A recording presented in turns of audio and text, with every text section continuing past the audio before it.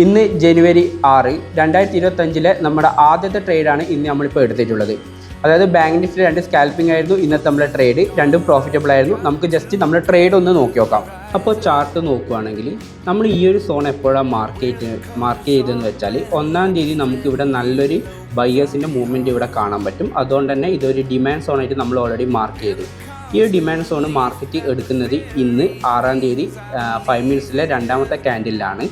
അപ്പോൾ നോക്കുകയാണെങ്കിൽ ഇവിടുന്ന് കറക്റ്റ് ഇവിടെ ടാപ്പ് ചെയ്ത് മാർക്കറ്റ്, അതായത് ഈ ഒരു സോണിൻ്റെ മുകളിൽ ഓൾറെഡി ഒരു ക്യാൻഡിൽ ഓപ്പണും ചെയ്ത് ഒരു ക്യാൻഡിൽ കൺഫർമേഷൻ തന്നതിന് ശേഷം ബയേഴ്സിൻ്റെ എല്ലാവരും സ്റ്റോപ്പ് ലോസ് അടുപ്പിച്ചുകൊണ്ട് തന്നെ മാസീവായിട്ടുള്ള ഒരു ബാരിഷ് മൂവ്മെൻ്റ് ആയിരുന്നു മാർക്കറ്റ് കാഴ്ചവെച്ചത്.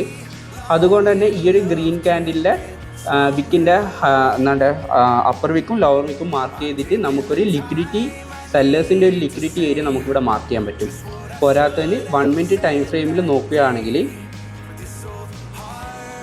ഇവിടെ മാർക്ക് ചെയ്യുക ഇത് ഒരു ഫെയർ വാല്യൂ ഗ്യാപ്പാണ്. അതുകൊണ്ട് തന്നെ ഇതിൻ്റെ എല്ലാം സെൻറ്ററിൽ നിൽക്കുന്ന ഈ ഒരു ഗ്രീൻ ക്യാൻഡിൻ്റെ വിക്കിൻ്റെ പോയിന്റ് നമ്മളെ ഒരു എൻട്രി പോയിൻ്റ് ആയിട്ടും ഈ ഫെയർ വാല്യൂവിൻ്റെ ഗ്യാപ്പിൻ്റെ ഈ ഒരു ബ്ലോക്കിൻ്റെ തൊട്ട് മുകൾ വശം നമ്മളെ സ്റ്റോപ്പ് ലോസ് ആയിട്ടും പിന്നീട് മാർക്കറ്റ് ഇതുവരെയായിട്ട് എടുക്കാത്ത ബയേഴ്സിന് ലിക്വിഡിറ്റിയിലെ ഈ ഒരു ക്യാൻഡിലിൻ്റെ ഹെഡ് പോർഷൻ നമ്മൾ ഒരു ടാർഗറ്റായിട്ട് വെച്ചിട്ടുള്ള ഒരു ട്രേഡായിരുന്നു എടുത്തത്. റിസ്ക് റിവാർഡ്സ് ഏകദേശം 3.69, അതായത് 3.5 പറയാം. അതായത് ഈ ഒരു ട്രേഡ് നമ്മൾ ബുക്ക് ചെയ്ത പ്രോഫിറ്റ് നോക്കുകയാണെങ്കിൽ ഏകദേശം 5521 രൂപ. നമ്മളെ സെക്കൻഡ് ട്രേഡ് നോക്കുകയാണെങ്കിൽ ഈ ഒരു സോണ് നമ്മൾ എങ്ങനെയാണ് മാർക്ക് ചെയ്യുക വെച്ചാൽ ജസ്റ്റ് 5 മിനിറ്റ്സിൽ ഇട്ടിട്ട് നവംബർ 22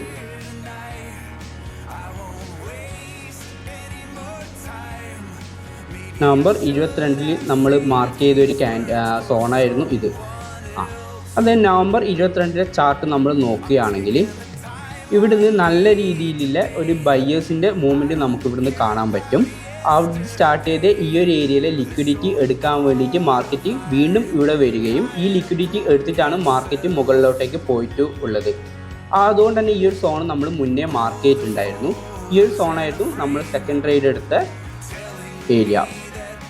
അത് ജസ്റ്റ് ഒരു 1 മിനിറ്റ് ടൈം ഫ്രെയിമിൽ ഇട്ടിട്ട് ഒന്ന് ഫിൽറ്റർ ചെയ്തിട്ടായിരുന്നു ഈ ഒരു എൻട്രി പോയിന്റ് നമ്മൾ കണ്ടുപിടിച്ചത്.